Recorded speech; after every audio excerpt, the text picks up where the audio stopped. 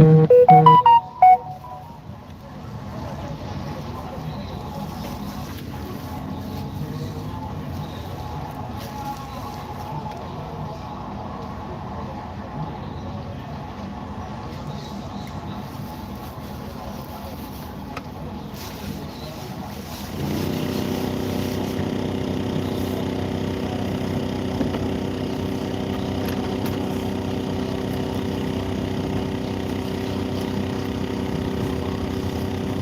evening, Pascal Joseph. Good evening, Tazan. I hope you guys are doing well. Esi kachatu nyogoza muko.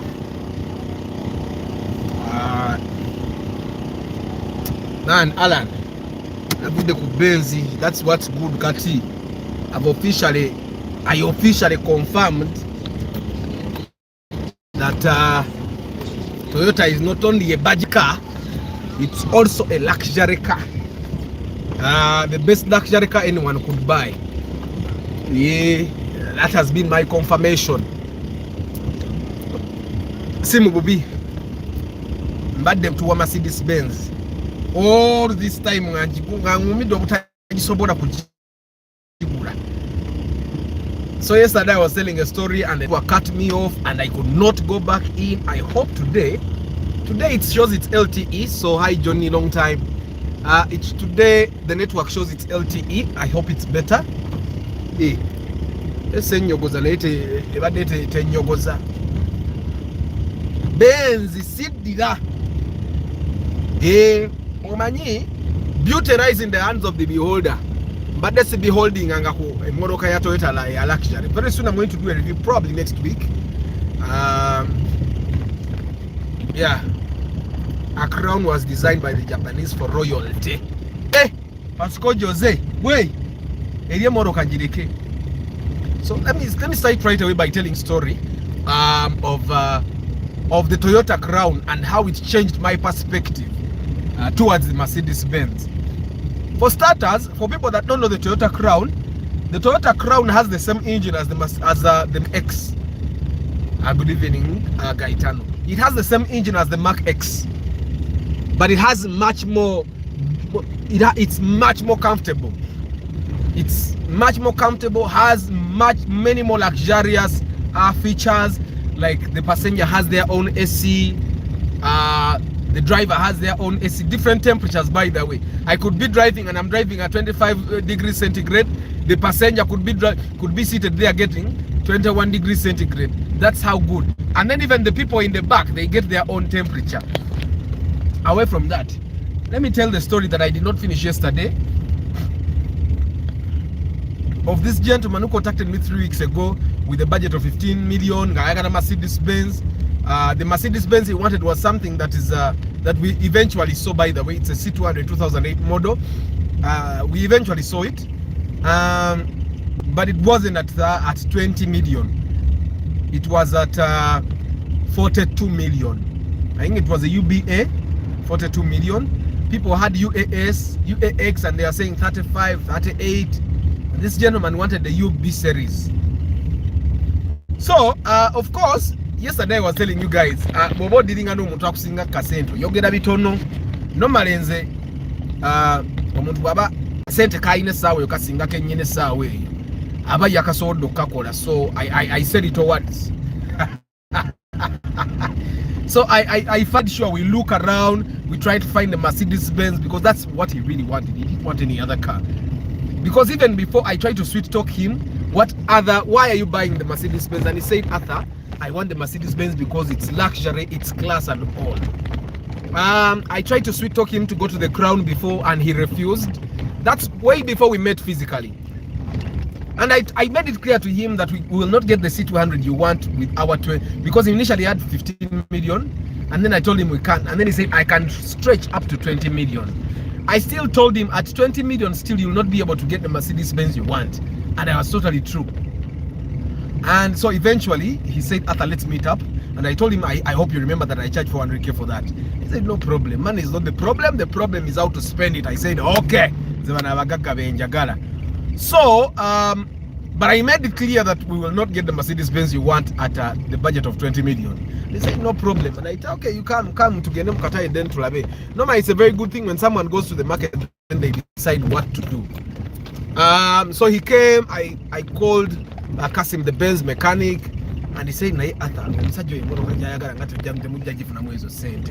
so we went around and saw a couple of them, but we ended up always going to the E300, E200, 250, because that's what was available, and even that wasn't in our budget.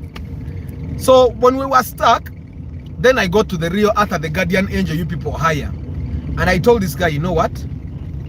I know you hired me to simply help you find a Mercedes-Benz, but it looks like we may not find a Mercedes-Benz, but it's in my interest to make sure that your interests are served. Why are you buying a Mercedes-Benz? And he said comfort, luxury, prestige. And I told him, you know what, there are some Toyota brands that have the same. And he said, but maybe a Lexus. Even the Lexus he was talking about would never fit in our budget. It would be probably 45 million and above. And but someone we said, okay, if you have a budget of 20 million, no one, I tell people to go to the bond. Maybe. And then we'll check the B Forward app, and the B Forward app was saying that that particular Mercedes-Benz, buying it from Japan was about 18 million. So I imagine that you pay another 18 million, and then probably you end up at 40 something million when you have brought it yourself from Japan. But I want you to understand one thing: when you buy your own car from Japan and ship it yourself, there are so many risks that come with it. It can fall.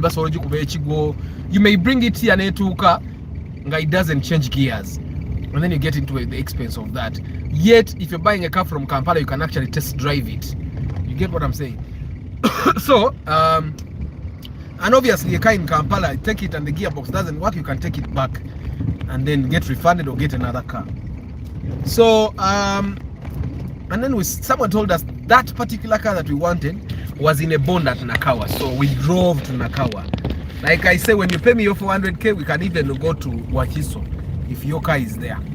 So we went to Nakawa, and we went to all those bonds. All those bonds don't have that particular model of the car. All the bonds in Nakawa don't have the C200 2008 model, because I had already called. But then I was surprised that someone actually had it.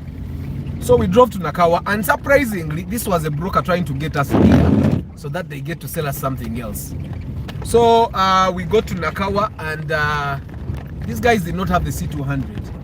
However, someone had bought it some months ago, and they had it. It wasn't the latest number plate, but they had it. And they say, but we have it for 42 million.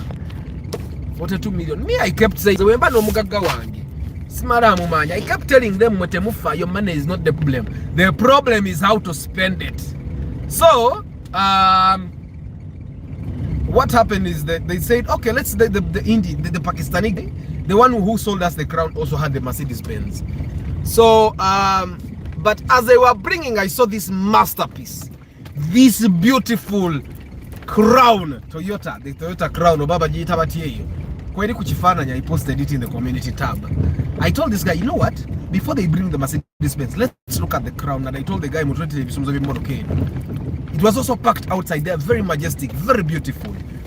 So they brought the keys, and my God, the Toyota Crown is something else. The Toyota Crown is something else. We sat in the car, started it. I will tell you, just from looking at the seats, looking at the dashboard, sitting in, that Toyota Crown will give you a feeling that no Mercedes-Benz will ever give you. The Mercedes-Benz, let me tell you, Mercedes-Benz, for everyone to know that Arthur avuga Mercedes-Benz, the Mercedes-Benz will not give you anything else. Yeah. You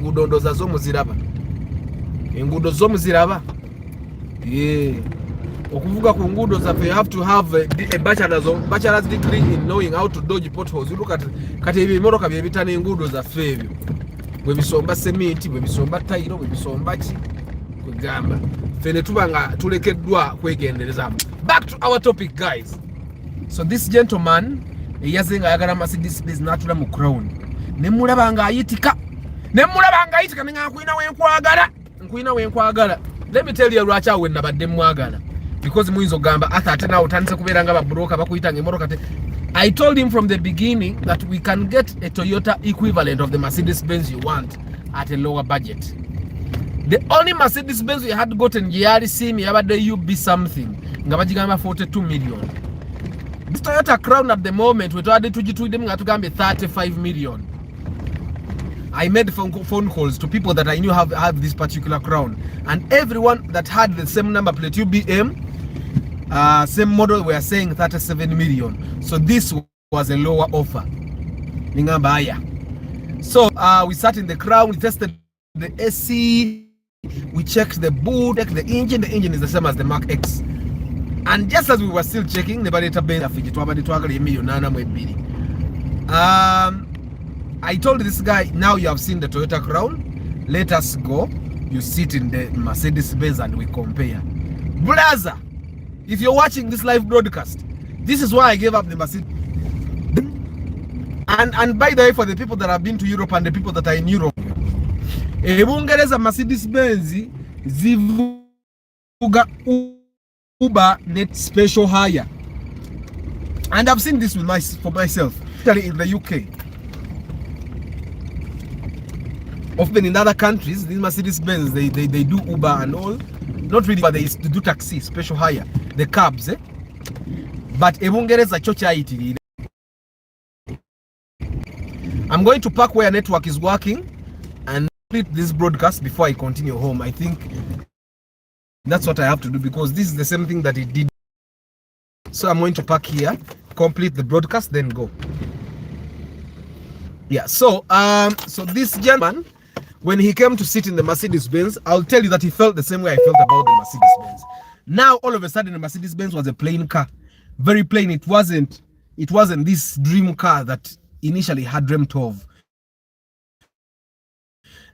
Plain seats, plain dashboard, nothing special about this car apart from the logo. And yeah, the logo. I'll tell you the fact that if you remove the logo, Mercedes-Benz logo, everywhere it is, park that car somewhere, remove the Toyota logo everywhere it is, and park the car next to the Mercedes-Benz. Anybody that comes to pick a luxurious car would pick the Crown. I think most people that buy Mercedes-Benz just don't know that there are other luxurious cars that you could actually buy and have peace. So let me see. The Athlete is the sport version. Majesta is a luxury, but both are the same. And the Royal Saloon is the slight tire below the above two. Nice haircut. Woo! Zeno Alan, you'll be surprised.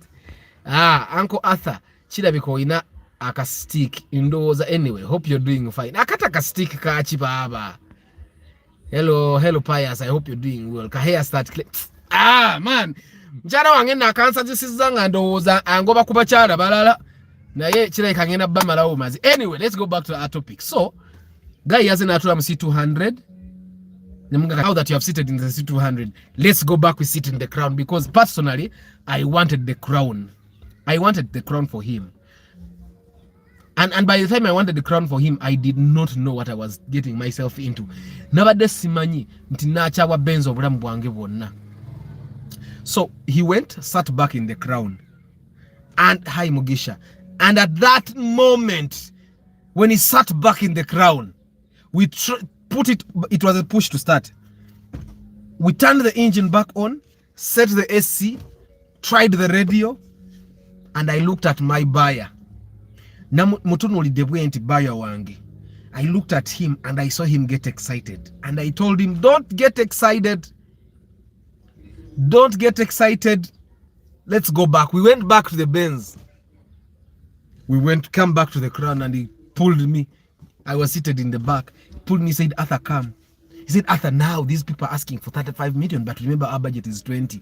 And I told him we can get other Crowns at 20. They will not be UBM. They will not be this model, but we can get. I made phone calls. Someone sent me a UBF Crown. They were saying 24 million. And I told him someone is giving us a UBF 24 million, but it's a model below this one. Still very luxurious, but not as luxurious as this one. So I said we could go and bargain, and probably they give us a 22. It will still be above our budget, but slightly lower than this one. But This Crown was better than the other one. How? First of all, it was a UBM. Secondly, it was a UBM. All 4 new tires. The engine, the tank, or the fuel tank was almost full tank. Okay? Waba moroka jola bango muntu gojigula kajagala. Ochitegeera. Ene moroka muntu go twade jigula ko, but these Pakistanis that own bonds. Yabade yagula motoka ye. 4 new tires, almost full tank of fuel. And I told him, but this car has advantages. You're buying it from someone that is not just a broker. So it's possible that it's his car and he loves it. This was before we talked to the Pakistanis.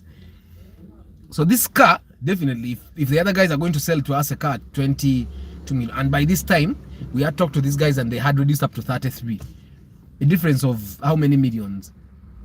A difference of 11 millions, right? In all honesty, this car was better. Car, the Crown is 2.5cc, like the Mark X. Like the Mark X. So, in all honesty, this car was much more expensive, but a much better offer. But because of the budget, budget in saving culture. Right? But if not for the budget, let's begin on this car. But this guy, and then my mechanic was telling me, atabeda muntu mukulu. Gwo muntu omujja ku motoka empya erina buli kimu. Yiyo jugiramu kumpi ne full tank ya mafuta. Omutwale ku kimotoka ekiri mbabuloka. The mechanic made sense. But I was telling him, me, I serve my people. Bwabaka budget tekatuuka yunga tugula BF eri. Wakitegeera. And I asked my buyer one more time, can you raise more money? This is why people need to tell me the truth. To budgeting enga tuli wamu. Wakitegeera. Then my buyer said, I can push up to 25 million. And I told these guys, manyi, tugenda ba million 25. Bamchikubuze kwa 3 tulete tumibanga tulete cent. The guy said 33 is our last. Tuba wako ekitundu. Tuba wako part of the money, and then you demand 34. So we went to the Pakistanis office and we started bargaining. The Pakistani guy said, if you're buying cash, I'll give you 31. If you're buying installments, I'll give you 32. So my guy pulled me back outside and he said, Arthur, tugenda kola tutya. And I told him, manai, kati tukolera ku nsawo yo. Nsawo yo kaye ekolachi. You to go, but we can go, since you have raised up to 24. Let's go buy the UBF if you can't raise the budget anymore. Bargain the UBF up to 22. If it has no tires, you can put tires of 1 million and do other repairs. Then the mechanic was saying, Arthur, omusajja omujja kwene mmotoka genda mutwala kwene mmotoka naye nyinzo muli akakadde nange mukanika yero jijja waawo bagivuze banga dene ngeine ebintu bingi ebyokukola. You get? So I told him, mechanic omuwulidde, this car literally had nothing. It had nothing, not just literally. Emotoka yadde teinako kyakola. Let me go ahead with the story. So we went back. The guy told me I can raise 30 million cash. We bagana 30 million tamble to VEU. So we went back to the Pakistanis office. I told those guys, we are giving you 30 million cash. If you don't get the money, it's okay. We go buy other cars. This guy said, okay. Okay, you go with my brother. Go with my brother. You know how that's how they talk, those guys. Go with my brother. So we drove the very Crown. My God. Mwe. You guys, tukole nnyo. We need to work hard. That's what I'm telling you. We sat in that car. We went to Stanbic Bank for a small to get money. People, nati don't know kuongeza pre-purchase inspection. Fikbaka katina nyara vuka kumotoka za haraka jani. Nati don't kuongeza akasento. Anyway, I sat in that Crown. Mwabavuga kaundo simanya rufadi, simanya bichi. Mwete mumanyi, you don't know comfort. Kaundo just eri waguru. Eri Crown. Moroka yakolam. Yeah. Moroka marayo. You know that ka yutan wali erugogo ka yutan ko ngove naka upeka yutan odeye nakawa. Pakistani yakuye ka yutan. My God. Eri moroka eri stable ku luguudo. Emotoka eri stable ku luguudo. Yeah. Guys, omujapani yakola Crown. All that time tuli mu AC abema bega tulinaka AC fa cafe wano katukuba wali abo maso na inaka AC kake no ya inaka AC kake music checho twegaliddemu tetulina kye tuwira kiri bwe banaye emotoka Crown emujiveko And I'm not just saying this out of excitement. I'm telling you why I gave up on the Mercedes Benz. Kati nze sawe no kunguza Mercedes Benz. Crown zino kubanga zaggwayo. Kati wuno ani Alan atugambye the Majesta is the luxury one. Washitegeera. Fendoza twaguze athlete. Ate kati Majesta jajisanga ya 3000cc. Twaguze athlete. I don't really remember the particulars. All I know is that it was a Crown. Nza wenda kumyawo okutegeera ku Crown nganje uli that comfort. So what we did, we went to withdraw money and we spent like the gentleman spent like 2 hours in the bank. Omanyina akasente ako nga kanji milioni asatu ne bank ekakwate yagala kakuwa. But all that time this Pakistani guy ndoza yagamya mafuta gange sigaba wagonna kanga nyumirwe. He kept the engine running alimu essanyu milanga yigalidde mu atulinze. Bagenzo okuvayo ngevuddeko wali mu full tank angeseeko mu quarter or 3 quarters. But Arthur, please tell us the price range for Toyota Probox Succeed used on Ugandan roads. Abe, I don't recommend those cars used on Ugandan roads. Emorokezo bazivuga bubi Probox Succeed. The people that drive them fast on Ugandan roads, majority of them drive them badly. Remember, most of the people that drive Probox and Succeed, they buy them for commercial purposes. They buy them to kusomba goods. Bazivuga bubi. I will tell you one thing. In December, I bought a Succeed for a lady. By the way, abachara mwanso nakaguza omucharo omwe motoka ogu abachara muguka mangu the ladies kirabika abachara engeri gye babakwana agenda afuna ekisajja ne kimukwana ule kimugula okitegeera ne kimuguze mmotoka ate bisere babaguza na mmotoka mbi ne zibatawanya. The only lady I've sold a car to. So I sold the Succeed to a lady yajjanga ngambya ina milioni between 15 and 17. And she wanted to Succeed. Okay, she wanted a Probox. She wasn't clear about which one. But it was 15 to 20. But like I always tell people, I called her and I told her, Madam, you want to buy Succeed at 20 million, Probox at 20 million. But this is my advice. If you have 20 million, can't we go to the bond? Because that's what I would advise. Million is once. And the lady told me clearly that she wanted to save some money. So I said, okay, you come, we go. So she came and we went and looked around at, my dear, zile motoka bazivuga bubi. I told the madam, manyi, tugendeko mu bond. I had already gone to bonds, and I had seen the prices. But I told this lady, tugende mu bond. Tugende wa? So we drove and went to Dakar to a bond. Remember her budget was 20.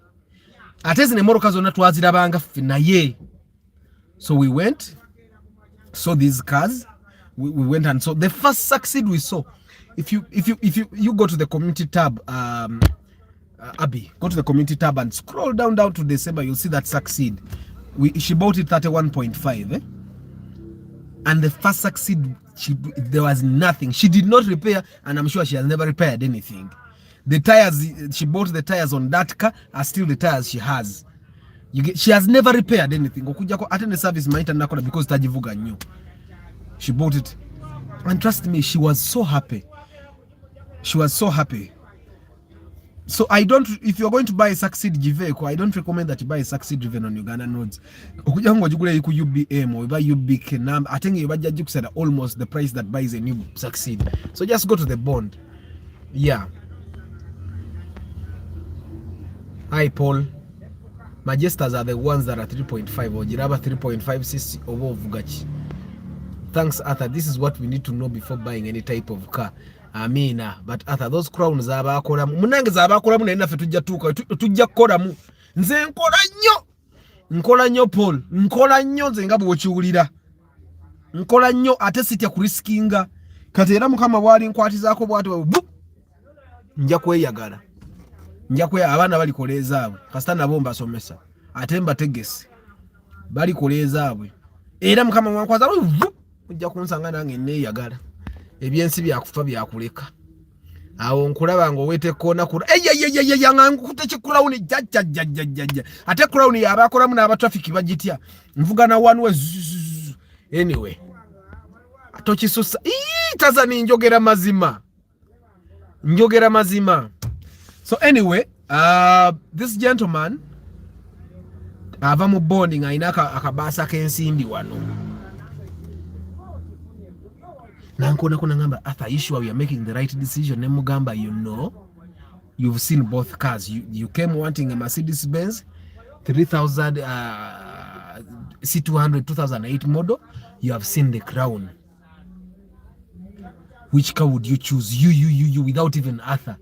Because I had already told him like 3 weeks ago to take the Crown instead of the Mercedes Benz, and he was still resistant. So I told him, Ombuza, but you, Rumion is not for carrying heavy things, and it's too overpriced for you to use it to carry things. Togura Rumion ngongena just to zabintu. Jireke. So I told him, and he said, okay. And it was a good buy, because trust me, these guys balamude 35 million, twajiguze million ya asatu. Bali abalamude million ya asatu mu musava, I'm sure babade bagenda kuba million ya asatu nga musatu. Atengo obulamu tebwali tusebwa Crown yeno. Okitegeera. So we paid our money. Guy yabadde ali bambi excited nozanga n'emikono gikyakankana. Nangamba, Arthur, I cannot drive myself. Tell your mechanic to come and drive me. Nengana nentula mu Corolla yange. Makanika n'agenda avuga omugagga. Sebo bubi bannange. Naye nange bwe natudde mu Corolla kange kano mukalaba. Ani abadde ngamba Mugisha obadde ngamba sikisussa. Natudde mu Corolla kange kano nange nenkizuula nti I'm in luxury. You can see the dashboard. No omutto ogutula mboti no widanti otudde mu motoka eggumidde, steering n'ogikwata n'ogiwuya kwegamba nga okosi yeri mwaka kubagana. Naye yo ogikwata mboti naye n'owuliranga kwegamba. Era ko gawo kiwuliranga oli muki. Pure luxury. Era bwe nakatudde mu bwenti nenzijukira nti mbadde mu Crown. Naye nga difference si y'amaanyi nnyo. Mwekyo tuyiga ki bannange? Mwekyo tuyiga nti ebiseera ebimubeera mu mativu nekyolina. Toyota Crown eri, it's pure luxury, but I'm also seated in luxury. Matira nekyolina. Arthur ka Corolla akonkaaga. Ojja kagula osobola okafuna. Ka Corolla si Corona. By the way guys, to be honest, navudde okutuula mu Crown muli. Awo omugagga Emma mulaba nga bamuvuga akankana. Teyabadde Emma, by the way, omugagga babadde bamuyita Bernard. He has never really engaged any time. Ta commenting angako wano. Yeah, it was really a new name, new face. So anyway, I left the Crown. Guy bamuvuze. Let me tell you the statement this guy made. Twana bantu omugagga yazayagala Mercedes Benz nga awulira era luxury.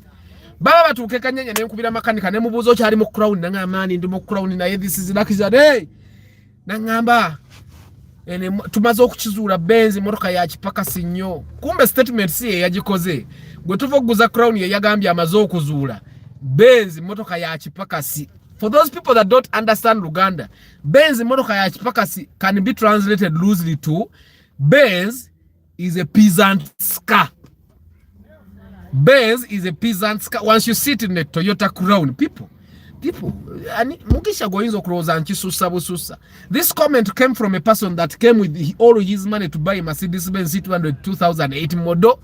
He bought a Toyota Crown 2007 model, and he said, Benz motoka ya kipakasi. Can I get that Corolla manual at 7 million? Bojifuna mpitanku we munana. Pius, if you get this Corolla at 7 million, manual or automatic, call me, I give you 8. Call me, I give you 8, because I know I'll sell it 10. Call me, I give it, but make sure it's not an accident car though. Call me, I give you 8.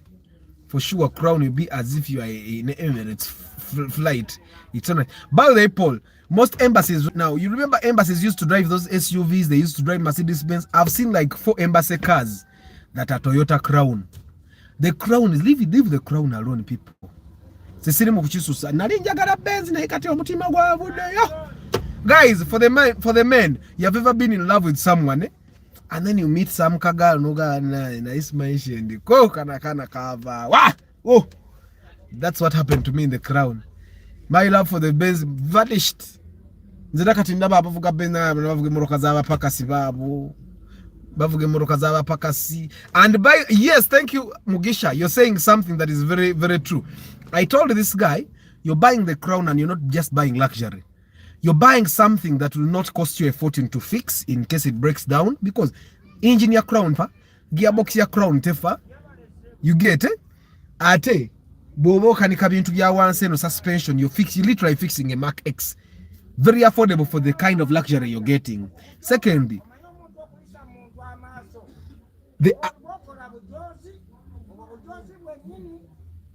the reliability you're getting, you'll never get it with the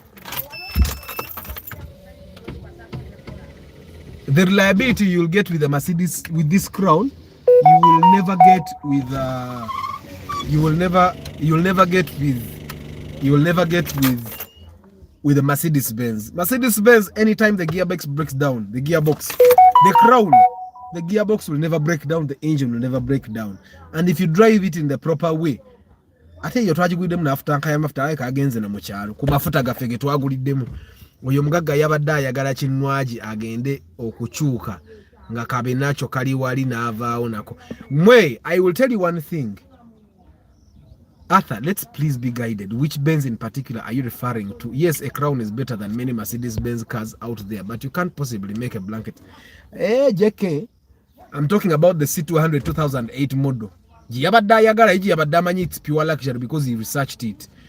Now, JK, let me make this clear. I'm comparing the Toyota luxury to the Mercedes-Benz luxury of the same year, what could I say? Same year, like same body type. Let's talk about SUV, talk about the Kawundo, and talk about the Mercedes-Benz of the same shape. Talk about the C200 and talk about the Crown sedan. One thing I realize is that when the Japanese decide to create luxury, they create luxury, pure luxury. And because you're looking for luxury, you should be able to afford to feed it with fuel. Because the C200 Mercedes-Benz will consume less fuel than a Crown. But the kind of luxury you get with the Crown is not what you get with the C200. JK, I'll tell you, this guy, he has Jajanga, Yagara Mercedes-Benz. I spent half the day with him, Yagara Mercedes-Benz, even that Crown, for us to buy it, it was just by chance that we found the Crown in the place where they told us the Mercedes-Benz would be. And I told him, by chance, you know what? They are bringing the Mercedes-Benz, but please look at this Crown. So that's what happened. He looked at the Crown, sat in it, started it, felt it. When they brought the Mercedes-Benz, I will tell you that because of the luxury he saw in this thing. People, temula banti abakazi bitika. Laba yitikira mu Corolla. Mwana atula mu Corolla nawulira nga ayitise. Olaba yitika mu Mark 2, n'atula mu Mark 2 agenda ovaawo ng'entebe mbisi. Mwe omwana n'atula mu Crown eri. By the way, tebampadde sente za ku influencing because the Crown eyo gye twaguzoyinza n'okuddamu oginoonya mu Kampala nga tewali agitunda. But all I'm saying, naye Arthur, have we ever got any Toyota Century model in Uganda? Model ziri enkadde nagirabako naye ziri model enkadde 1996. By the way, Century nayo bagamba is a pure luxury. Kasita biyingiddemu JK awefuse technical kampulirire. JK akkiriza, when you compare a luxurious brand of Toyota to Mercedes-Benz, because Mercedes-Benz JK since zivuga taxi wamwe yo C200 nga 2008 model get the highest trim level of the Crown and the highest trim level of the E200 for the same model year. Arthur ojja kutya the highest sinza kukiriza bannange JK.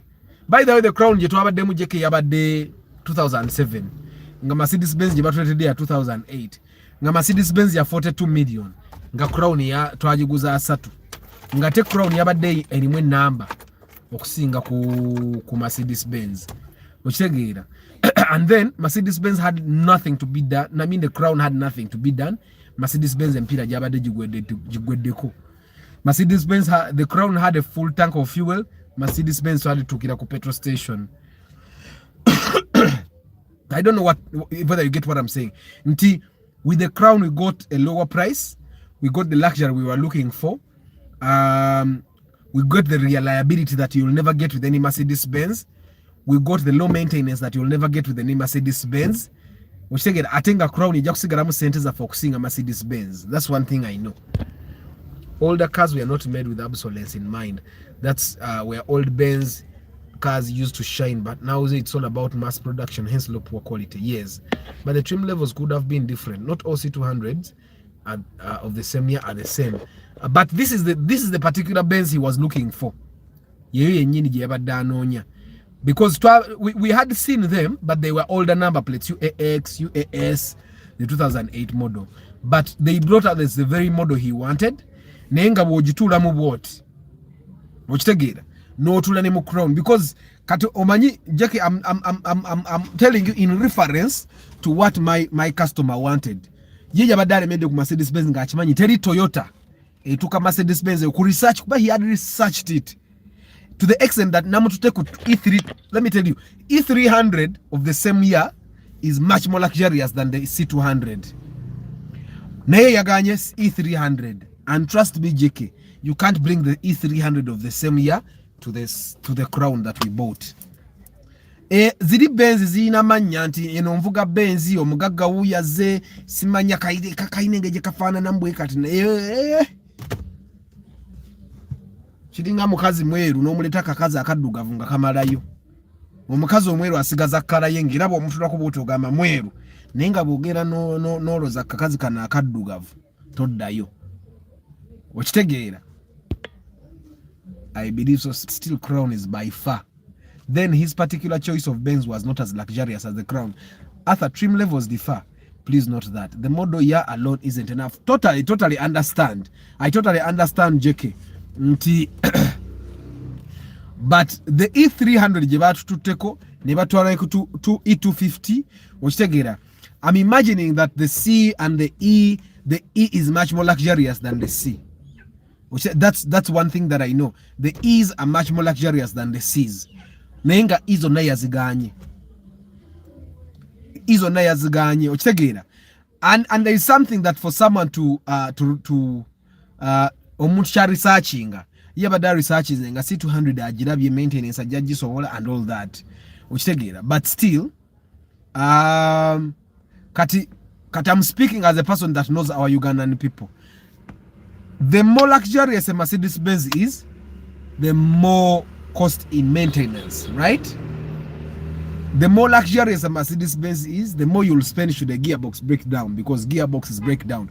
To against the garage ya Mercedes Benz, wabade makanika nga ine motoka ja tutwalako nga their UBKs wabade UBN nga bajijeko cylinder head. You can imagine nga there was a UBK G wagon nga bajije propeller shaft kwegamba waliwo ebintu ebimunze nge motoka yange nenjigula nga mpya n'ekikola nyinza nokaba amazigo olabaka Corolla kange ne kafe ebintu ebimu ebitategereka bwe bito nyinza nokaba amazigo okitegeera. Exactly, Pasco. Crown is more reliable than a Benz. C-Class is the entry-level Mercedes-Benz sedan, but they also have trim levels. The same goes for E-model. Munangi. Nayate kati JK. Okumanyanga bogamba trim levels, but there are cars that are not in Uganda. Ochimanyi ntwanonyeza C200 yezo. They got us a UAX, a UAS, a UBA, which was in Mbale, and then that one that we saw at the bone. Those are 4. Then the rest we saw the E300, those are 5. We saw the E250, those are 7. But he was not interested in those E, he wanted the C.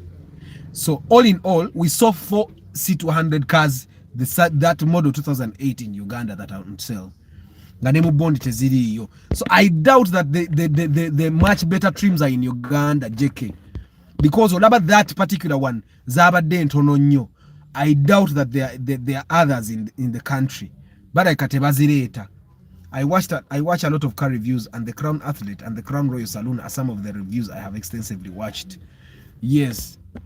So basically, I think most of the guys that have imported these Mercedes-Benz, the luxurious, okay, the trims that are much more luxurious, I believe ujakwesanga bazineyo mbikomera nga bazivuga, because as we go, I've also watched Benz cars, and those are another level, on another level of luxury, But Arthur, is there any authorized dealer of Mercedes-Benz in Uganda?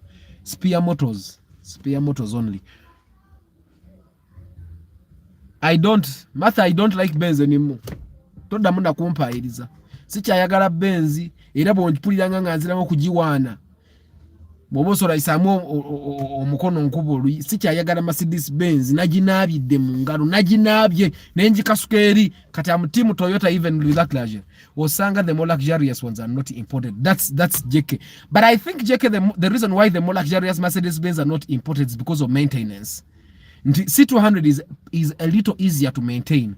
Kasim the Benz mechanic normally tells me that Mercedes Benz the C200 is the primo. But the Mercedes Benz C200 ye primo. So particularly that's why probably the Mercedes Benz they import C200 and probably then the E200 becomes the Mark X of the Benz you get because the E class is much more luxurious than the C class, but also a little bit easier to maintain. So the more luxurious brands are not imported in Uganda, and even the Crown, the particular one that we had, era ne mu bonding ateziri mu nyingi okitegeera naye ekimotoka kiri mu kireke era namugambye ogenda kufuka mukwano gwa nganzia nenkwa Corolla kasitebe bamufulu tanka nompolo lumu nengera nenjogako njogeko musijja jigula naye njajijogeramu njajigula emyaka jange 5 eyo nga nkaddiye nga batabani bange bavudde ku university because ngenda ko mu kuwerera nga nyine emyaka 5 nga mwena and let me see nkomo okuwerera nga nyine emyaka 5 mu 3 kati bwe naba nyinamu akoze medicine obeze courses za mwejeke za aba science njako mu kuwerera nga nyine emyaka 5 mu 5 kati after 55 after all both my kids are out of university njoge nguleze Crown ezilibera mu biseere ebyo zi verify zi alphard zikawundo z'ebiseere ebyo nzigule zibere mu lujja anti nja kuba mazo okuwerera. Martha, Benz is like the iPhone. It's nice but basically walking on eggs. Should something go wrong you pay. Exactly. Pasco is saying the most luxurious ones are not easy to maintain in Uganda. You may need to import parts and specials. Exactly. But the Crowns at its core and Mark X are done with luxury. Exactly. Which makes it very good, a very good buy. I mean, the maintenance is cheap for the kind of luxury you get. The maintenance is cheap for the kind of luxury you get. And fuel consumption, you want Mark X, nenga to Mark X, bojano parking out babate bacha mulaba. Hi Rogers. Good. I don't know if I make sense, guys. Iranze okuva ku Lwokutaano nze ne Benzi twayawukanye mu bulungi mu lujja lwa Kisenyi. Benzi tekyalinayo kifo twawukanye sijibanja temmanja okuva ku Friday tetukyakwatagana nze ne Mercedes Benz twayawukanye kata mtimu Toyota any luxury car of Toyota but Crown eyo mujireke Crown eranga when I've finished taking my kids to university because kakati since a big kati I have a Prudential. By the way, guys, Prudential is a very I know kumpa bajja kumpa jinja genda bamala kumpa cassette ndio kembogereko what they have very nice plans bwe mala okuwerera Martha the latter years of the Crown are even more enticing. Exactly jeke kati kuba mwaka fananye Arthur nkuliridde uyo nkube ekyuma nkeera kudduka ngenda kuba fitting andi kikadde ekinyirira nga kijja kipulinga over mu Toyota Crown 2000 jakuba 2040 watt model okitegeera I pull in the 2040 something model olumunga nyina dereva anfuka wana anti maze okuwerera abana bebasasula dereva because abana abange njabbawo obuvunanyizibwa gwe Abani ojja kunsasula driver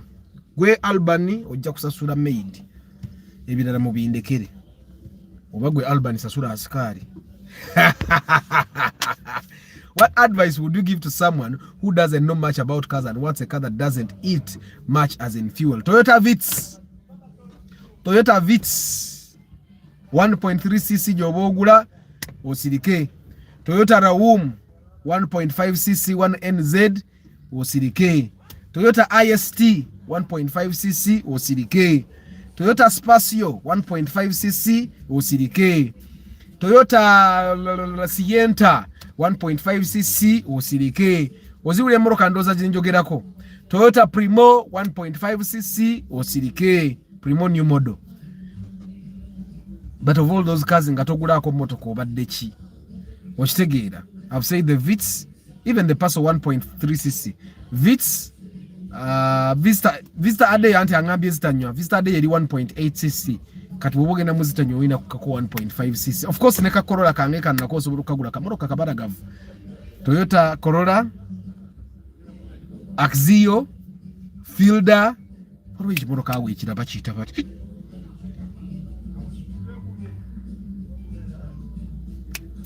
But all those cars that I've talked about, those are beginner cars that you can enjoy. Now, a lady has sent me a WhatsApp message saa wenu. Nentya n'okutya. Angambye, Arthur, yebale ssibu. Njagala ongulire onyambeko okufuna emmotoka emiliyoni esatu. Ng'eri in very good condition. Emmotoka miliyoni meka? Satu. Ng'eri in very good condition. Nga tekola sound town service. Ng'edda up country Mbale. Sironko. Uwa. Ku miliyoni meka? Now obviously guys. Waliwo ebintu ebimu nga tonaba nakugamba Arthur kubikuddiramu kusomesa. Ng'olina gwe wennyini okukirowoozaako. Pichi. Ng'evuze ku luguudo emyaka esatu eba ya miliyoni ng'emu n'ezigwamu. Kati ate ofune emmotoka ku miliyoni 3 ng'evuga up country. And by the way, Tazan, she did not say good condition, very good condition. Ate takomye ku ekyo n'agattako nga tenywa mafuta.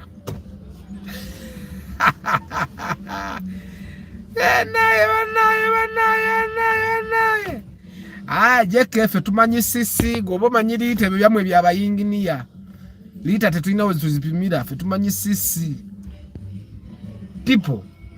Omukyala ngambye I have used an iPhone for the last 14 years but I have never broken any screen. Jeke oli Germany, oli Denmark. Ene simu yange ogiraba nagigula leero enkeera screen neyatika. Nengenda the next day nteka ku screen guard 2 days later screen guard nenga cancel kemjira apo mulamu. You are in Denmark. Kati ate ekirala Jeke what you don't understand gwe emirimu jojo okola. iPhone oteka ku meza not the computer nokuba obuninkinibwa ku computer. Fe in Uganda me Arthur. Then screen eno kuddamu okwatika. I went and put a new screen guard. Then my friend came nga muwa amabati amakadde. Bwejo muwa amabaka nenjagala mukwatireko nenteke simu wansi. Nenjijjawo. Aba yakagenda bwata I realized the screen guard was broken. Nze kati Uganda wano kujanga esimu ogenda batogikozesa ngoberanga abakazi sawa binebeera mu nsawo eri mu nyumba. But if going to keep moving with the phone, my brother, kwata Tecno because screen ya Tecno ya mitwalo 8. Screen za Samsung. Kat the Samsung I have, the screen is more expensive than the phone. Yes, JK. So she said, I got a million in very good condition. Got a tumble up country in Bali. Wow. Take sound service. Now, I'm voice note a Canada. Nangambate, I want Ngatenyo and Yoma Futa. And by the way, tell Uganda. I like I live Dubai. Number to bad day, Kampala. Nemudam Nemgamba Ninyabo Sagara Kulimba. Zengina be Sisoboda. Esa weno simanyi video wakoma kulaba yaddi nebo obadde ba videos zange bei egenze ekyuka emmoroka ya rais gyosobola okugula ya miliyoni 6 ate ebeera ipsam ate nayo teba in very good condition ebaamu kebyo okukola sijja kuyambako wenkomye nemugamba nti obokola na live ya leero okitegeera because mbadde saagala muddiramu mu inbox mbadde njagala ajja akirabe nga nkiddamu buli muntu akirabe aleme gamba nti ate nze gwe oyagala okubba olw'okubanzize mu inbox wagamba eddemo emmoroka last year by the way emmoroka zaali tezirina linnya oli osobola ofuna naye kakati ne standard ne weebanga eringa ekiyenje toyinza gifuna ku miliyoni 3 ng'etambula bulungi tosobola gifuna ku miliyoni 3 era emmoroka ogigula kati 10 ezo 10 ze zaali eza miliyoni 3 kati 10 ya miliyoni 3 n'eyingini ebanfu ne gearbox ebanfu 10 nga yingini namu ne gearbox namu ng'osobola ogivugako n'ova wano ematugga n'ogendako ekampani n'okomawo ematugga nga tefudde miliyoni ezo. It's very true. iPhone is not Android. I have 3 of them. One I've had for 7 years. Vitz 1.5 Yameka. Vitz, if you want to buy a Vitz, your budget should be a minimum of 12 million. That's a 1.3cc and above. If you don't mind a 1.0cc, then you can get lower, 10 million or lower. My woman muyiribi, but she's never broken a screen. Arthur, no jeke omukazi nange mukazi wange tayasa screen za simu kuba simu z'abakazi zibeera mu nsawo okyega ate mukazi wagamba alina boutique kati mu boutique oyo yaseddi nze Arthur Lumumba directing emizanyo nga tulina okuzimba seti omusajja omugambye ozimba akantu kamuleme ngo olina okwata ennyondo okitegeera kati mukyala wo kyemmanyi olumu omukubira n'essimu n'atagikwata aba akola ki essimu eri mu nsawo wali ali mu kuyiribira eno that's how women survive with their phones okitegeera era ojja weegendereze lwakuba temunnazaala mukazi wo bw'anaamala okuzaala screen zigenda tandika okwatika because nze emirundi gyonna my wife lwayasize essimu baana be babadde bajasa kati essimu abaana obawa yaki okitegeera 1.5cc kati 1.5cc ate tandika mu models empya the newer models 2006 model is milioni 16 kwambuka waggulu naye 1.3cc osobola okufuna milioni 12 I'm the one but I asked for a video I just watched it's not laughable tetuyinza butakusekerera Sarah I'm really sorry mbadde simanyi nti gwe Sarah ndagire nga ninga akumanyi Sarah nkumanyi where did I see you anyway we can chat later tulabe nakulaba anyway mwe bagayi emmotoka ye milioni 3 essaawa eno olaba ne piki zaalinya emmotoka ya rais ya milioni 6 ate yegenda kubeera Toyota Ipsam Toyota kibina 1.8cc ekibina 2000cc Ipsam. By the way Arthur, what's your take on zireke Daniel zireke sagana na kuzogerako BMW nawo manyi tell me where you saw me nange nkubije gye nakulaba mu inbox kati awututandise Martha you see women that know how to move, you see women that know how to kati Emma oyagamba lujira nayo ngogira ate kati nze namba ya Sarah njirina gwe Emma wa mumme namba. Anyway guys, emmotoka ya rais sawa inagenda kuba milioni 6 toje wange ngambo ina milioni 5 ate emmotoka zembaga mu milioni 6 Ipsam Sarah bakuzeemu milioni 3 mpozi nga kayumba kokka. Arthur mfunye Martha wange wano BMW is what you buy when you need to test your piece. And test your piece as in like am I really peaceful? Bobanga okoye emirembe gula BMW. Obanga okoye okwebakako kutulo ng'okoye ba neighbor okoye ba neighbor kulaba ng'omuntu atalina bizibu bingi. BMW ojjako there is a gentleman we share a building. He told me edda yalina omukazi n'amumalako emirembe sigamba nti yali ayomba naye omukazi yali mulungi nnyo above his standard nga buli kiseera abeera mu kweraliikirira omukazi banamubba omukazi leero yasuze naani leero ate nga mu nsajja bambi akola up country n'agamba n'akogga n'amyuka emimwango oyinza okugamba alina sirimu naye musajja watumbu teyalina sirimu omukazi nga yamumazeeko emirembe ye BMW n'agamba wannyo waawo neyesonyiwa omukazi naddamu era kati musajja bwemutulira musajja wabuvunaanyizibwa musajja anyirira talina siriimu naye mbu yabeera n'oli omukazi you can think he has HIV kati BMW ejja kukumalako emirembe okogge omyuke emimwa ozimba olubuto ng'ate newala luli mutono weematire bagambe gayo ekiwuka kyamulena nga tolina kiwuka naye ng'ekikutawaanya ki mwebagayi naye overall if you're looking for luxury you need to also look at reliability. This is the same thing I told this guy. Nemugamba Mercedes Benz is that clear but it doesn't give you the reliability, the peace that the Crown will give you. Atenga amafuta kumpigega okitegeera naye the Crown weefiira wonna bajambu jja kakono nga makanika agenda ayita akakono kaayo naye Mercedes Benz weefiira mu kyalo olina ayita makanika kuva mu kibuga.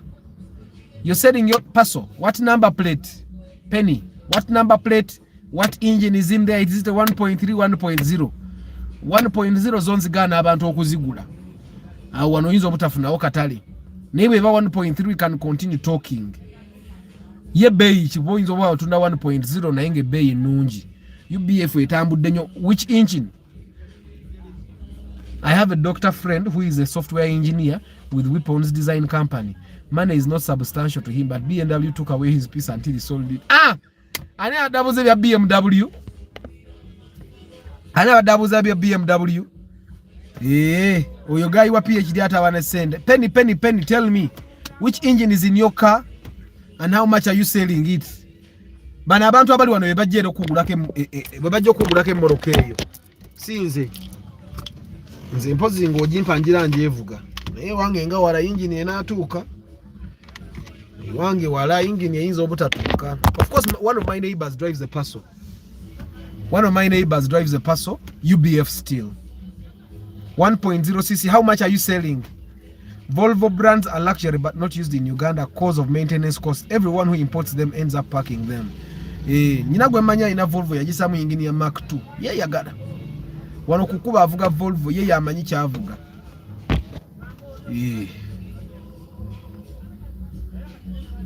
Arthur, does this mean that there isn't a German car that you give heads up on? I used to give heads up to Mercedes Benz, but apart from the logo, from what I proved, what is there? Benz kutirachi. It's like saying don't die for Nyash. Don't die for Nyash. Nyash has nothing. Adam Mugisha is saying a Crown hybrid is my target car, but I worry about repairs of the hybrid side. Na hybrid, the good thing with the hybrid, Amanda bagafa ngosigala ku engine nge kunyanga ojiwulira. Mukitegeera. Benz waji wadde talaka sikyajagala nze toddamu nakunyumiza Benz. This side ewa Fenome Estate, there used to be a guy who used to drive a C200. Esawe navuga Spacio. Benz is kakati ate nafunye alternative. I have friends who have imported most common European brands and have all settled with Toyota. That only says one thing. Toyota is Toyota. Jeke uya muzisome bana msome comment zino. Ate kati mwe bavuma bulaya jeke. Mujja wano n'olujanja lwa mwolwe Europe eyo. Musimanya mya drive mwina buno motoka buyita batya? Olo motoka bwe bakolera Croatia. Bakayita batya? Nkera bidde. I went to Netherlands and the lady was driving that car. Owa motoka bamuvuga ye wamwe ye Europe eyo mugenda ne mujjeno kemba denvuga ino kaita bakutera ko red number plate wano ne we yagala for 2 years nekakuba yingi. New hybrids don't have to worry about last seats. At least 2004 year and above. 2014. Arthur, you need to make a video with photos and about Toyota Crown, or maybe a video with someone who owns. I'm going to do that probably next week. Skoda, thank you very much. Skoda, mama. There used to be a guy in Skoda no katikali mu ingini ya 10. Yakachusa natika mu ingini ya 10 gearbox 10 ye yagala ne Arthur. Nyash is of course we can't ignore Nyash. Daniel, Nyash is important to men. Life is too short. How do you handle a woman with no Nyash? Omukazi atalina Nyash obeera wotya naye. Nyash is important, but don't. Nyash is like a Mercedes Benz. I can get Nyash. Now they can go to fuck and create Nyash. Because mukwane nga tainya Nyash nga ina magezi. Skoda are reliable cars, probably because you have no, but JK, you guys, when you buy a Skoda, you buy brand new, right? That's the thing that happens in Uganda, that people rarely buy brand new. And I'll tell you that at my kids' school there is a lady that drives a Kia. Yajigulamu Kia na mpya yakamufirako kukube mirundi ebiri na ndaba anti ne muyitako na mvuga kola yange biri gumu UAM ali mu UBN Kia Kavera ngeri kukuonze nga zwi.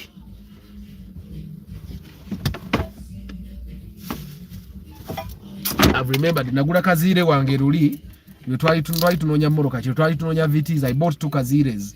By the way, for the guys that are in Uganda, kazire is something that will keep the doctor away. Kakawa kana kechi gaji, but it will keep the doctor away. How about Kia? Kia na yojireke Daniel okuja ngo okoze Kia should be like a third car. It's hard seeing the same car back to back. I'm also saying my plot, it's in Katoke with a house in it. Martha uya atunda. Martha share contacts bakunonye. Because wangama ne number wajichusa, so even if someone contacts me I would not know. Probably share your email address so that someone that wants to buy your plot and how big is the plot though, you need to give more information. My plot is this big, the house has this many rooms, inside toilet, outside toilet, has has water tank, national water, umeme ya car, things like that in a fence or not in a fence. We have a garden and all that. You need to share that kind of information. I'm repeating my words how. People also buy old cars here. Why am I repeating my words? Please, you guide me, Matthias. Oyinga area ndi mukulya bigambo byange. Sicho gamba. Mama baby in car. Kategeza achaka utazani. If you get one, never jump start anyone with your hybrid car. The procedures are different. Tazan. Katiko yogeda ko mama baby with the car. Na yenga omaganga yogera nyashi chichi. Wabadde onyashi badde itawe mbadde njogera ku nyashi.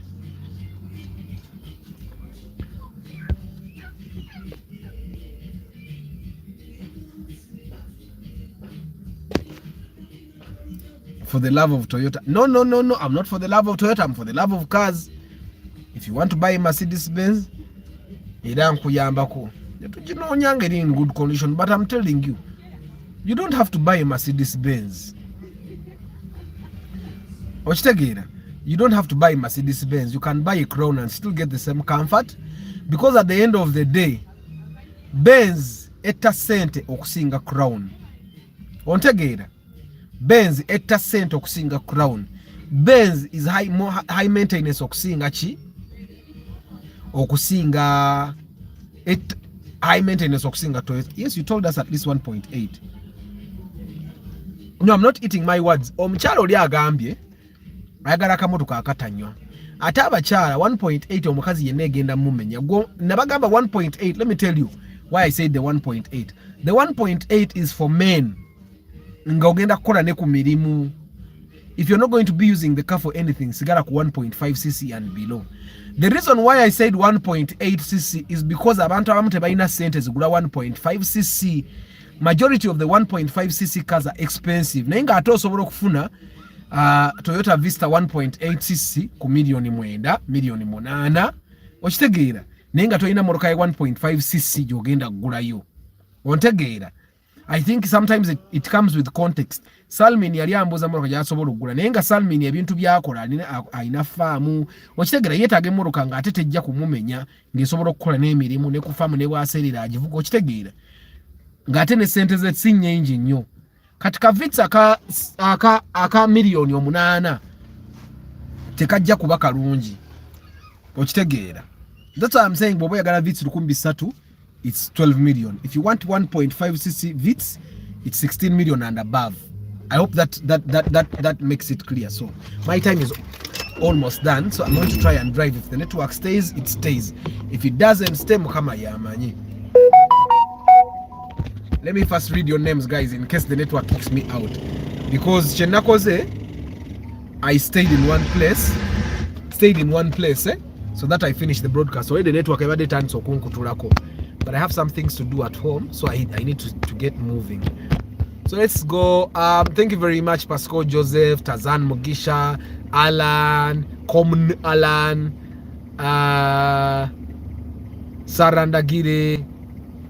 Sarandagire twogere ngambye omumanyi nange nyinza okuba tuyina gye twayiteeyo. Gaitano, Pius, Adam, Matthias, Paul, Firstborn, Abby, Salmin, Antonio. Hey, Antonio Chitufu, we should be contented with what we have. Nzendi content in the Corolla yange. Bwenkube binye kubagana na itefa. JK, Daniel, Rogers, of course Martha, director Martha Academy. La.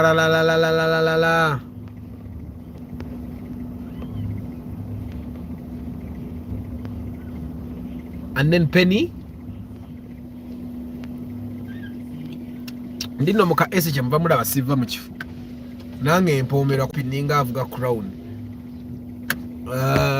Who else here? Daniel Nkogeddeko, Alan Nkogeddeko, Matthias Nkogeddeko, Ivan Muguluzi, good work at a spatial new shape, which is better, all UG used. It depends what you're going to use the car for. If you're going to be using the car for a lot of work, which will beat all of them. Mubogenda vuga bibyo ngoyagala durability, spatial is better. Kasienta keta agagula nga toyina kyakola.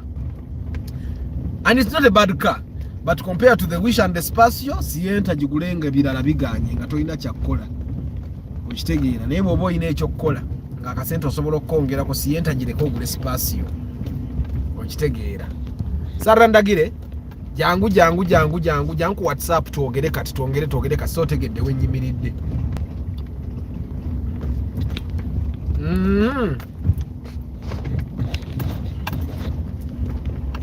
So mwewa guy olwokubiri tugenda tukola Market Tuesday. Luli sakola Market Tuesday last week.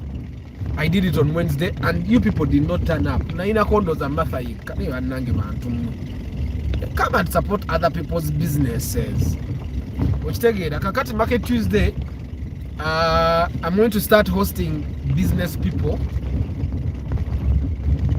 Mumpola. Kati know the difference between the Crown and my Corolla. Mubinyanga bino Crown yadde teginako ejiri. Nesebo nange mu Corolla yange abali ebweru sibawulira. It's soundproof. This is why I tell you this Corolla is pure luxury. Si kyatunda nze kasana tegedde ti the Corolla yange eri comfortable, si kyatunda giwire bwese yakambalage. Ndi kukubo lya taka by the way ne mwina kye muwulira okujjako SC. Onyize abakazi munyiga naye I will make it up to you. Martha akimanyi me am a romantic one. Tonyiga naye nawe sente zojjiddemu ntono nnyo. Sente zojjiddemu milioni 3 namwe mutuleke. Milioni 3 yagala kukyawa Arthur. Yogambe ku for the love of kazi bannange bantu mmwe. Arthur yanguze ekimotoka naye kye kinkola. Nenga mbotufu budget ye yakikola. But then again, Sarah, I'll tell you that at a budget that is less than 9 million, you cannot get both reliability and it's very rare to get reliability and also fuel efficiency. You can only get one of those. Simanyoga making a sense, Sarah. So if you want a car that doesn't consume a lot of fuel yet it's still reliable, you're going to part with about 12 million. Ogulevit's 1.3cc because it's a little powerful, but it also doesn't consume fuel. Or you can buy a 1.5cc Sienta Spatio at about 16 million and above. You can buy the Alex, you can buy the IST old model, you can buy a Corolla, you can buy a Fielder old model, you can buy a Premium model with an old number plate, you can buy but 16 million and above. 12 million you can get a 1.3cc Jivaita Vitz RS. Then again 12 million oyinza ofuna Corolla yange yange 1.5cc nungi nnyo kana akamotoka kaveko sagala akogerako ebyemulira bikubagana mpalana z'abantu motoka yote kubagana nnyo. Arthur tonyiza Emma sisobola kunyiza Emma. Martha wa Emma temumwogera nako. I'm just saying mbadde mu broadcast mbadde njogera Martha yekaya asobola okubagamba nti ame romantic one kuba kati abasinga basajja mwe tumanyi musajja ali romantic bwabeera naye ye Martha akimanyi nti nze ndi romantic. Benz C200 twagigobye Charles katuli bantu ba Crown Athlete, Crown Majesta, Crown Royal Saloon ze tulimu ezo kati tetukyali mu motoka zitagira mpayo za 5 nga zirimu n'enyongeza.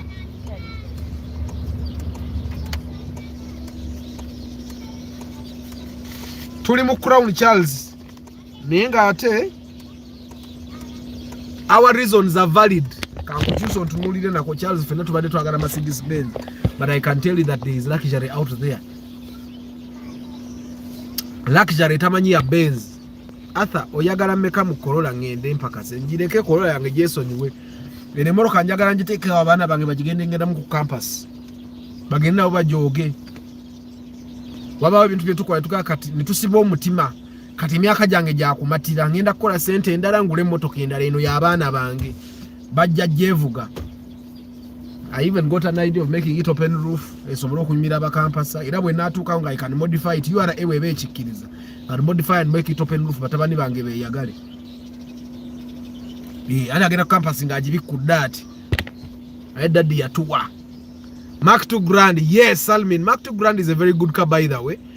Mark 2 grand will also give you a certain level of luxury. Toina menvo kampe kameka kalungi kale mpaka kuma bitano. There is a certain level of luxury that a Mark 2 grand gives you. Makanika wanga ayagala Mark 2 grand bannanga agamba ye wafunira akasente what? He's upgrading agule Mark 2 grand ajevugene mukyala we beyagale ensi erimanye kyeribawa. Your sons will be driving in a classic car in campus. Exactly, Charles. Bajja kuba baga daddy aliwo. Ate ebisere bajja bati bamanyi nti waliwo emmotoka ezebbeeyi nga zifielda. Kati abaana b'ebisere be ku campus. Akevu tukalise. Abaana b'ebisere bajja kuba balowooza eno Corolla ze zaalinga ez'abagagga kumbe taata wa Abani naye yali yeetetenkanya. Emmotoka yagivuga lwa mbeera. Kale webale. Hey, I've bought bananas, you people. They are here. Let's come. I've bought bananas and tomatoes.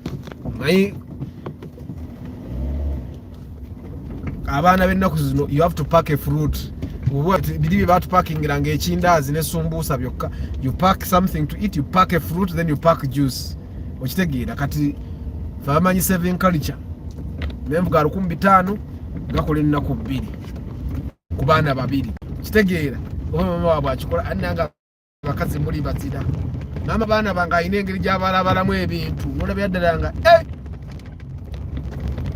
I've bought banana sebo ne Mark 2 grand yange is luxurious car naddala nga it's new nedda Mark 2 grand yetagana kubaana mpya Salmin Mark 2 grand just pick it nga ekyali mu mbeera nnungi ate ki Mark 2 grand nange nayagalako kukivuga era njagala nfuna omuntu nga yeetaaga looni we naafuniramu akasente abagwamu abo nga banka emutwalo bayeewola sente mamanere nanzije nkigula emiliyoni zange nga 5 neyagale nze muwe sente zasasula looni ze ankolere transfer nkivuga nkiteeka ewaka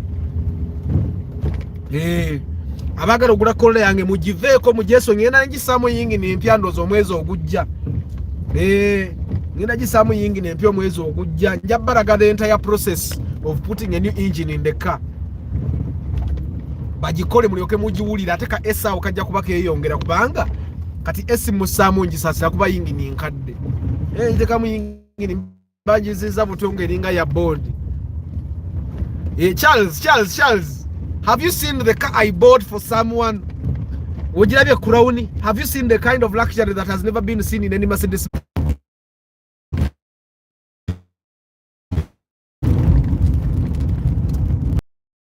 Network. Do you feel pure luxury in a Corolla? You won't feel the time and financial inconvenience if you are passionate about the car.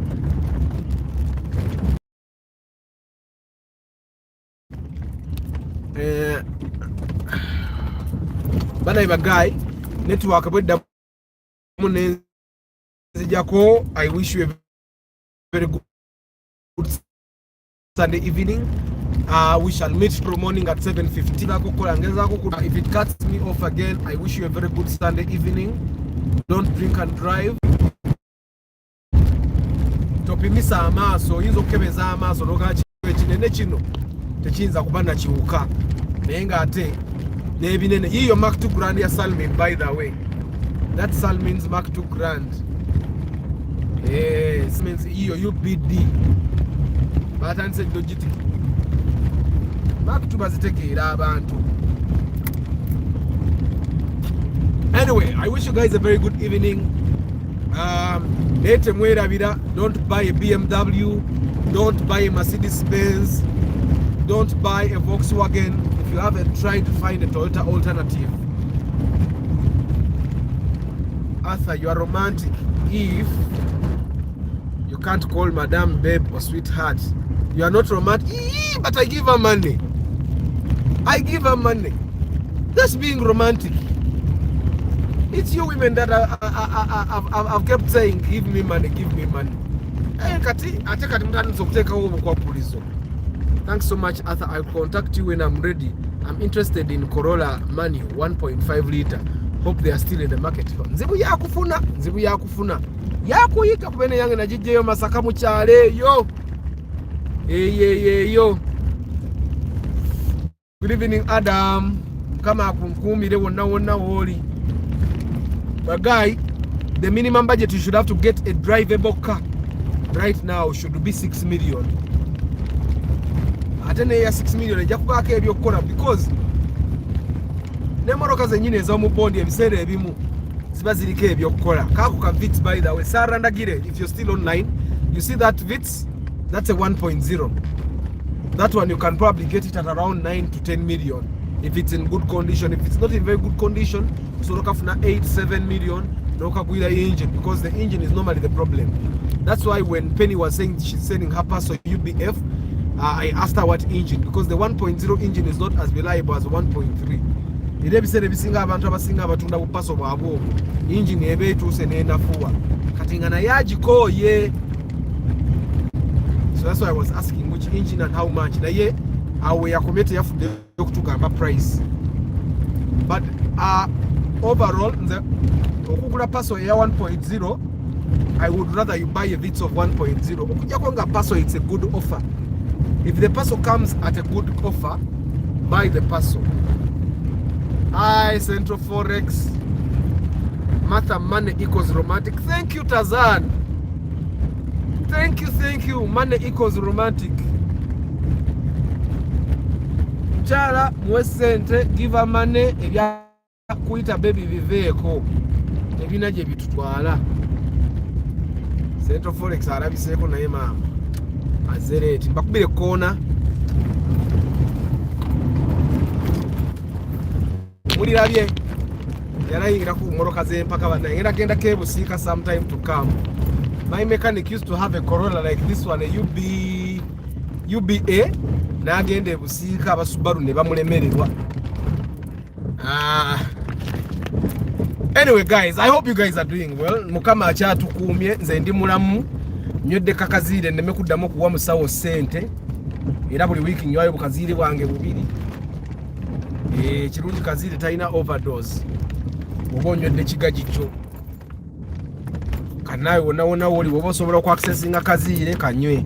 But overall bw'oba oyagala okugoba omusawo for good, don't sleep with the wrong people. Okay, keep it to yourself.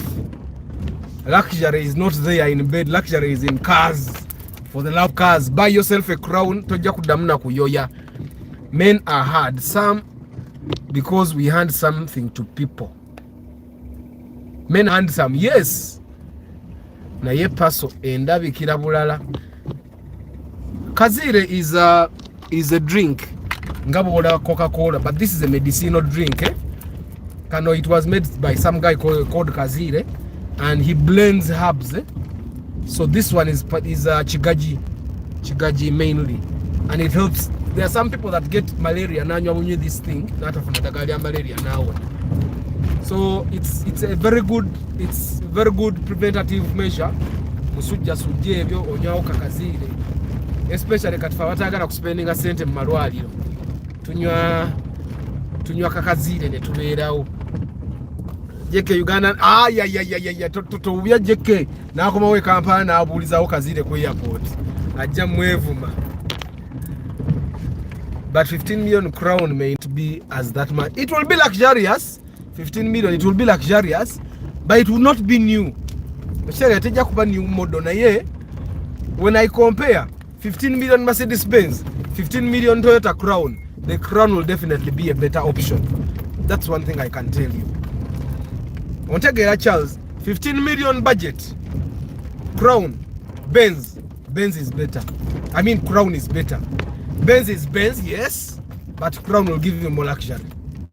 Because 15 million Crown, obatofuna tojja kufuna mpya nnyo, naye but trust me, era Crown ya million 15 eba Crown. Because you can imagine they were selling to us a UBF at 24, and I'm sure that was not the last price. Chitegeera kata osobola ofuna UBA, UBB, UBC Crown. Era nazo ziba luxurious. Chitegeera ate if properly maintained, as I imagine people maintain them properly, Crown ebejja kuwa emirembe. Chitegeera, I drove once the Mark II Grand. It was so smooth. Gwe Mark II gireke. Lwakubanze ne wange jembeera. Era mwabadde senga mbadde sibeera wa mwabadde abagala okugula Corolla yange nali baguziza nengula Mark II naye jembeera. Toyota Mark II eyinza okukutama 2000cc ne bweba VVTI. Ene wafa abantu bonna abavuga emmotoka esukka nsisi olukumu ebitaano. Amaduuka baagajjayo mu kibuga ne bagazza ematuga lwa mafuta. Agenda okubalabalamu ng'akolerera amafuta takyayiti. Okitegeera nga takyalina sente gy'afissa. You get what I'm saying? I think buying a Crown isn't of market. I think what you mean, JK, is better than buying a Mark X. Yeah, because the engine size is the same. They share all the spares, yet the Crown will give you luxury. Mark X doesn't give luxury. Mark X is just popular. Mark X. The Crown will give you luxury.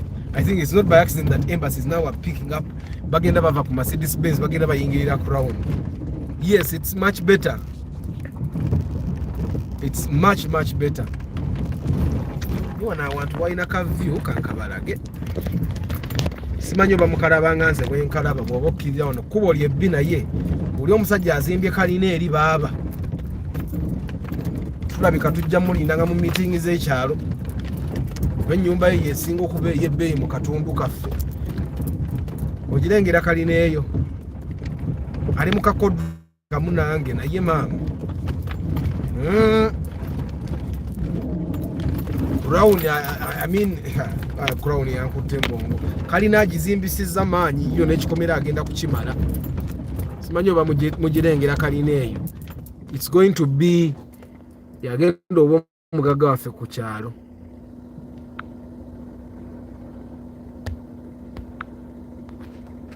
I'm trying to see if you guys can see the Kalina anyway. Yiyo, when I zoom it's not any better, but customer jirabye.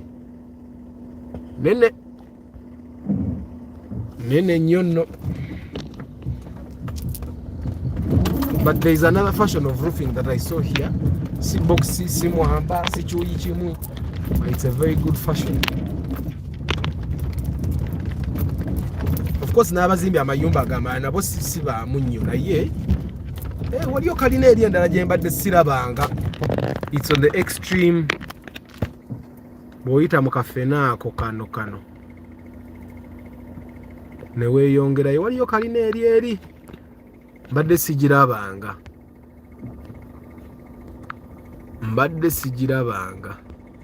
He has started the story building movement in the area. Bigger and better ones will. Ante kati atenze JK gwe wanzija ku byokuzimba ennyumba ez'amaanyi ezo wangamba 100 years from now our houses will not be there. Ngenda lya akasente kange sijja kamalira mu mayumba. Ngenda lya akasente kange ngenda gulamu zi Crown. Kale ngule ne mmotoka y'abapakasi Benz. Made aligivuga.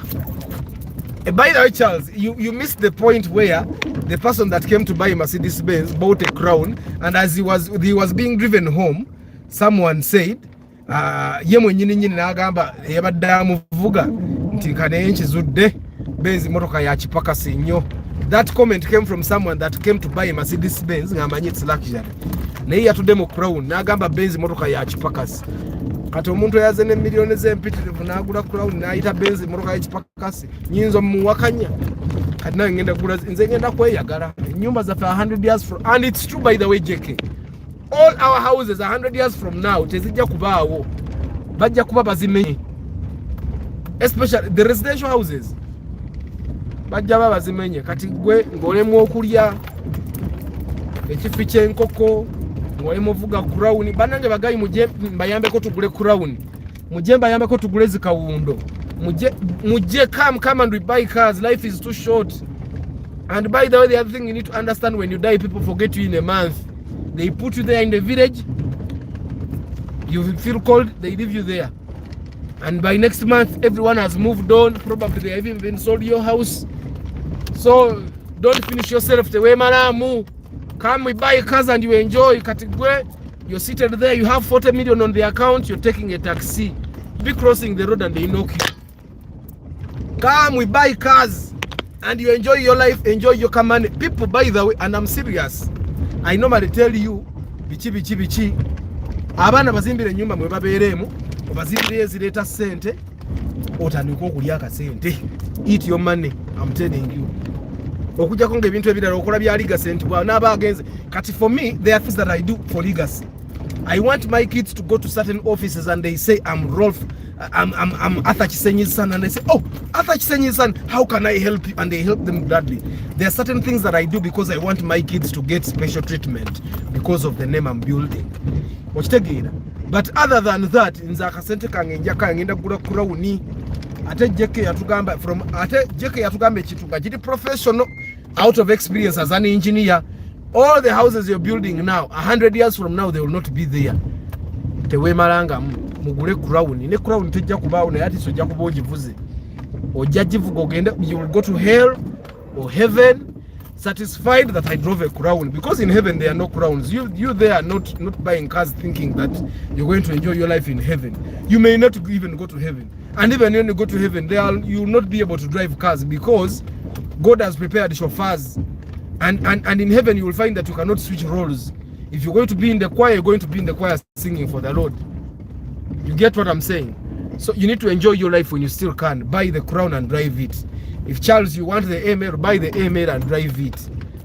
I don't know if you get what I'm saying. Jackie yatugambe ekintu kiri professional as an engineer, he knows cuts. Temugamba nti Arthur yatugambye nange nabijja ku Jackie. Nze bino byenjogero baga muri ku sente zammwe. Nabijja ku Jackie era twali wano ku live broadcast. He said Arthur, your house will not be there 100 years from now. Okitegeera, and that's the basis I have for eating my money. Era bana bamaro batera wenyumba ezinaaba wakasente keke balitandikirako nze ngangula crown. Obanga satu Majestar Royal Saloon neyo gye twaguze athlete ngambera ne crown ebika bisatu. Azibeerawo gye njagala gye nvuga. Customer roba wera ku university ngantandika okweyagala. They'll be there but out of fashion. Ate kati nawe, why are you eating your words, JK? Why are you eating your words? JK, why are you eating your words? Nze bwentunde nyumba yanga 100 years from now, it doesn't look like it will be there. Because I'm looking at it now. Hello? Bwenjitunde bwente 100 years from now. Neka ntendeka abana bange bagirekeo, but either way I'm going to buy crowns. Era olubajja ku university bwenti. Olubajja ku university bwenti. Nzenga crown ziruma, so nanja zigula 2000 za ujja wangula 2040 model. Arthur, totuwaga kututomeza. Jeke sibatomeza. This is one thing you need to, and how can my mwe Charles tewerumya bintu byansi byakuleka. Let me tell you one thing you people forget. You die today, they bury you tomorrow on Monday. Yeah, they cry Tuesday, Wednesday, Thursday, Friday. By Friday who will be crying, by the way? No one. Katagoga no gule motoka joyagala. So you'll wait for your kids to be done with university. But yeah, katate jeke rachonti nkura. Now I'm thinking about buying a crown next. Jeke rachonti nkura.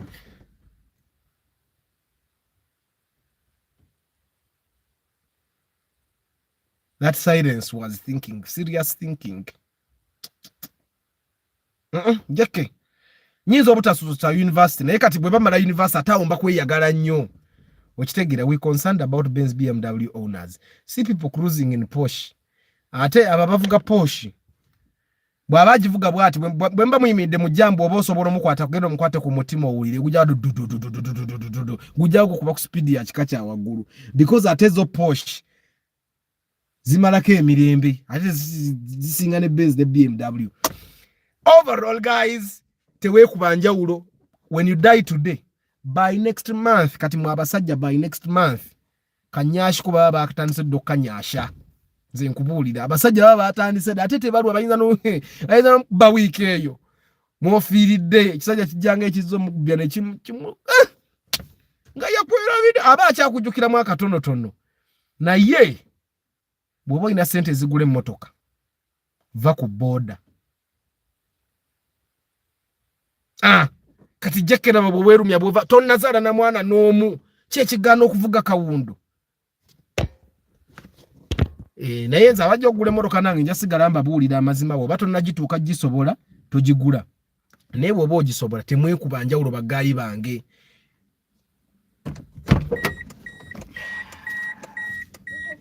Kale ndeta ku baafu ya pink. Mwe nze seekuba njawulo baadhi nze kyovula buli wamu nvugawo ku jimu nvugawo edduuka eriri kilomita nvugawo ebye-exercise mbikola bya exercise.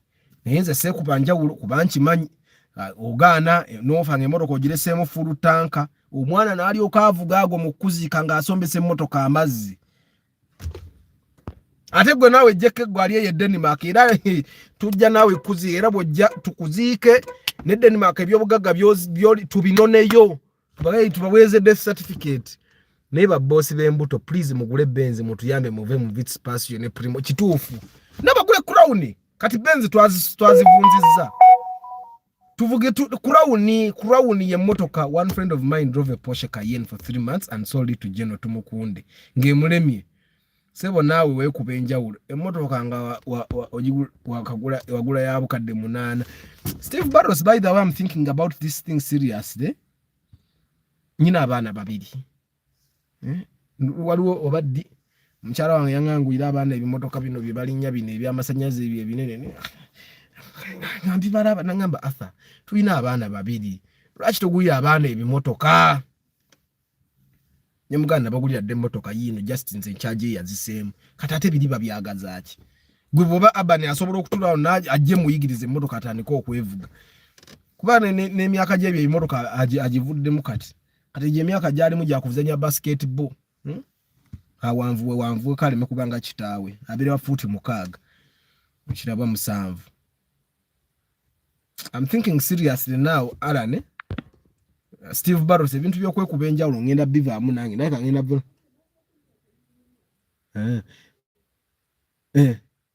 Kirabika nange ngenda kuva mu kwekuba enjawulo. Wish yo nyino gigula for the work for mirimu. And by the way guys, mwebale bambi kunsabira ndabika nyina amawulire amalungi. I will share the good news later nga mazoga confirminga. Naye nabadde ndi mu kugula Crown ye era nagambye guy gwe twaguzizza Crown mwe abanayi webalo zina. I work really hard, but when you work really hard on something and then all of a sudden it starts working out, no kiraba nga kiringa ekisuumuuse. I've worked so hard on one project. Nenjitekamu sente mpitirivu naye ng'etudde nga buli muntu antunuulira bw'ati. Even the people that are looking forward to working with me in that project nga bakutunda bati bakubuuza Arthur tuli kuki. And finally it looked like it's blooming. So once that news is ready, I will tell you. Mwebale kunsabira buli wasaba nteeka mu ssaala zo mu Katuliki, mu Siraamu, Adventists, Protestants, abalokole, baani mwena munsabire. Valvematic Wish, I need to find out the Valvematic Wish is very good JK. Raja nja kugula nze. Sigenda kuddamu kwekuba njawulo kati kemaze okubiraba ate kati muntaddemu ekirowoozo kiri wadde nze nkireese nti bw'ofa bakwerabira mwezi gumu kyekiŋŋaana okweyagala. Guys, mubeere bulungi bannange kambeeko byenkola netegekera ate olunaku lw'enkya. You guys, I will see you. N'aba mama Fina namwe munsabiririreko. Bajjajja bayiwe emikisa bannange. Otomanyi, when I tell you guys, ekintu kiri kimu buli bw'obeera gwe otasaba naye ng'olina abantu abakusabira bangi. Katonda kwatirako. Era gwe buli w'osobola everywhere you can bless someone. Bw'oba okola ebintu abantu abalala nabo bafeeko bajja kukusabira Katonda akuteremu ki emikisa. Kati nze nkimanyi n'essaala z'abantu bangi abansabira obulungi. Mukama abakuume. I'll see you tomorrow 7:15. Good night.